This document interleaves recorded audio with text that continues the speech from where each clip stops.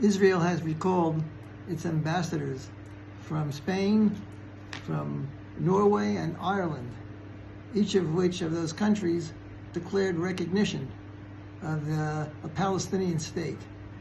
And of course, this has been condemned by Prime Minister Netanyahu, who said that this state would be a terrorist state.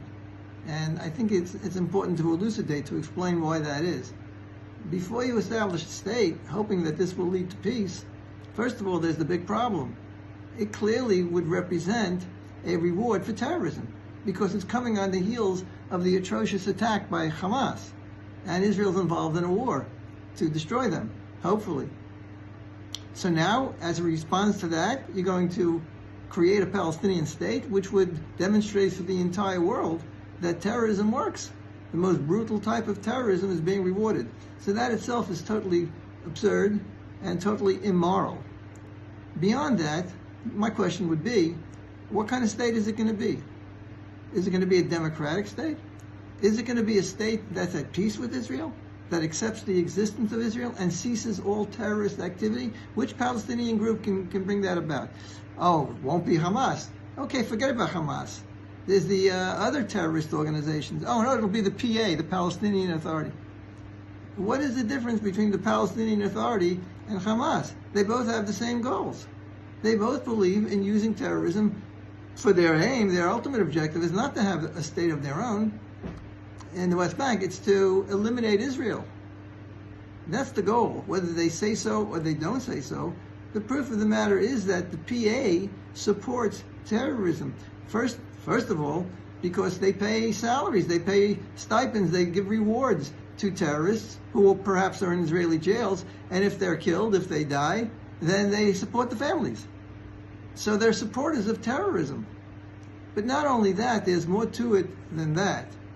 That is to say, the biggest obstacle, I would say, to having peace is because they perpetuate hatred of Israelis, hatred of Jews, in all of their institutions, especially in the schools. The curriculum clearly, openly teaches the children that Jews are evil. And this comes through in mathematics. In every subject they teach, they work it out in such a way that the Jew is the most evil person and you have to hate him. So what hope is there? The kids coming out of that school have been indoctrinated with the worst form of hatred of Jews. You can't get rid of that as they get older. To the contrary, if you want peace, you've got to remove hatred and anti-Semitism in the schools. And to the contrary, teach the children to respect everybody, as none of the children in the Israeli schools are taught to hate anybody. The same is true with regard to the mosques, the religion. And that is the imams, the religious leaders, are constantly spewing anti-Semitic hatred. So as long as the institutions of the society are seeing to it that the hatred of the Jew and the great objective of destroying him and destroying the state of Israel, that is perpetuated, how are you going to have peace?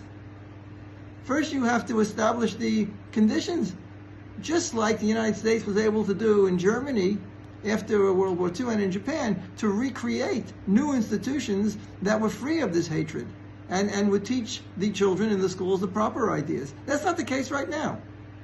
So if you were to establish a state where there's no declaration of peace with Israel, there's no declaration of acceptance of Israel and Jews, and there's no educational system which is supporting that and turning forth, bringing out a whole new generation of Arabs and Muslims that, to the contrary, do not have this hatred, do not have this desire to destroy Israel, then you're not going to have, you have to have that. If you don't have that, you're not going to have a situation of peace.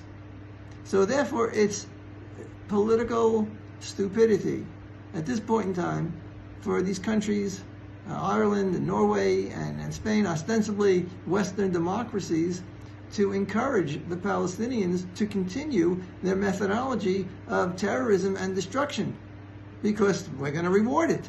We're going to recognize it. And we're not going to demand that the institutions of this new entity will be those that will preserve peace, that will change the direction that the Middle East has gone in. To the contrary, it will only perpetuate the terrible, terrible conflict. So this type of statesmanship is absurd. And we have to demand that they approach this problem in a much, much more intelligent way.